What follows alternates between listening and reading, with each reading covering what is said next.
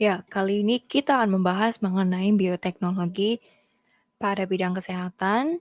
Sebelum kita mulai membahas bidang kesehatan tersebut, kita harus mengetahui bioteknologi itu sendiri. Jadi bioteknologi itu adalah penerapan prinsip-prinsip ilmu biologi dan rekayasa untuk menghasilkan suatu produk atau jasa dengan menggunakan mikroorganisme sebagai agennya. Jadi itu adalah bioteknologi di mana dia menggunakan mikroorganisme. Nah, prinsip ya dalam bioteknologi ini memanfaatkan organisme, maka ilmu yang digunakan itu berasal dari biologi dari cabang-cabang ilmu biologi lainnya. Contohnya di sini adalah genetika, biologi sel, biokimia, dan mikrobiologi, dan mungkin bisa lebih dari yang disebutkan ini. Nah, ciri-ciri dari bioteknologi tersebut antara lain adanya agen biologi untuk menghasilkan enzim dari mikroorganisme tersebut. Lalu yang kedua, penggunaan agen biologi ini menggunakan metode tertentu, terkhusus pada bioteknologi modern, ya, menggunakan metode tertentu untuk menghasilkan produk yang diinginkan. Lalu yang ketiga, adanya produk atau jasa turunan dari proses penggunaan tersebut, ya. Jadi bioteknologi ini menghasilkan suatu produk atau jasa yang mana menguntungkan bagi seseorang yang menggunakannya. Lalu kita lihat contoh produk bioteknologi pada bidang kesehatan adalah insulin.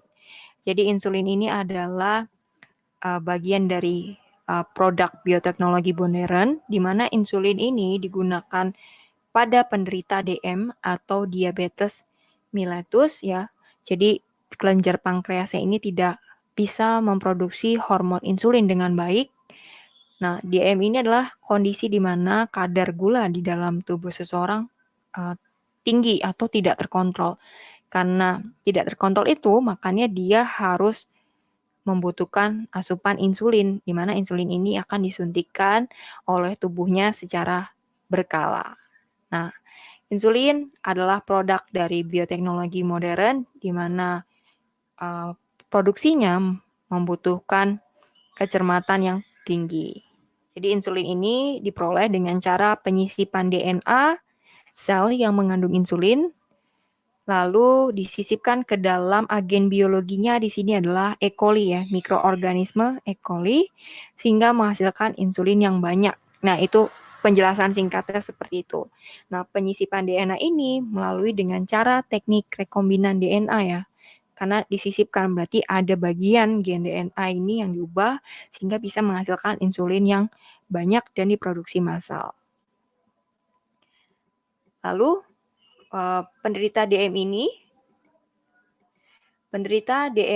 diabetes mellitus ini karena dia butuh suntikan dari luar, maka ia membutuhkan insulin tadi untuk mengatur kadar gula darahnya. Jadi bioteknologi pada bidang kesehatan salah satunya adalah insulin. Jadi jawabannya adalah insulin.